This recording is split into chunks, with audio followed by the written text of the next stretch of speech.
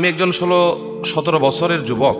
আমি নামাজ ভঙ্গের কারণ জানি, রোজা ভঙ্গের কারণ জানি, কিন্তু ঈমান ভঙ্গের কারণ জানি না। দয়া করে আপনার কাছ থেকে উত্তর চাই। দেখুন, এ বিষয়ে বারবার বিভিন্ন সময় আমরা কথা বলেছি। খুব সুন্দর কথা। একজন বয়সে তরুণ যুবক, একেবারে তারুণ্যের শুরুতে আছেন, এরকম একজন যুবক জানতে চেয়েছেন। এটা প্রশংসার যোগ্য যে ঈমান ভঙ্গের কারণ আসলে আমরা জানি না। এটা জানা দরকার আমাদের। ঈমান কি ভাঙে নাকি ভাঙে না? মহেশখালীর লোকজনের ঈমান ভাঙে? আপনাদের জীবনে ঈমান ভাঙছে যাদের, এটা হাত তোলেন তো, যে ঈমান ভাঙছিল। কিও একটু আগে বললেন ভাঙে, এখন হাত তুললেন না। হ্যাঁ, অজু ভাঙে? আপনাদের মহেশখালীতে অজু ভাঙে না এক অজুতে চলে সারা লাইফ? ভাঙে।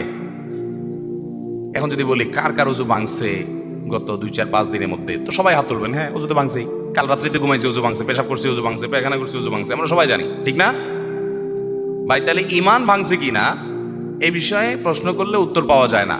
ঈমান ভাঙে কেমনে এটাই তো জানি না, তা হাত তুলব কি?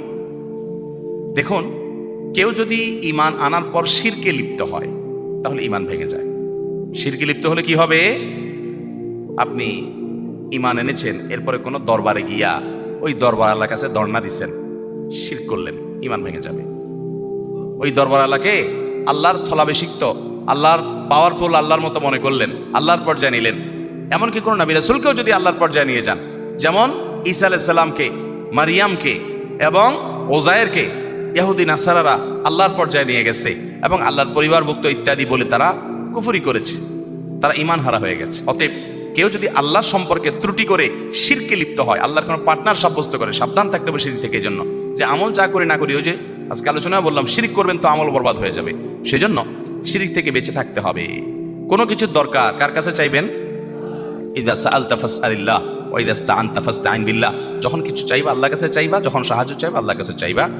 এই জন্য আমরা নামাজে প্রত্যেক রাকাতে বলি ইয়্যাকা না'বুদু, আল্লাহ আপনার কাছে আপনারই ইবাদত করি আর আপনার কাছেই সাহায্য চাই, আর কারোর কাছে না। তারপরে যে মাজারে দৌড়ান, কোনো পীর সাহেবের হাতে পাওয়ার আছে মনে করে তার কাছে গিয়ে সব দেন, তার কাছে পাওয়ার আছে।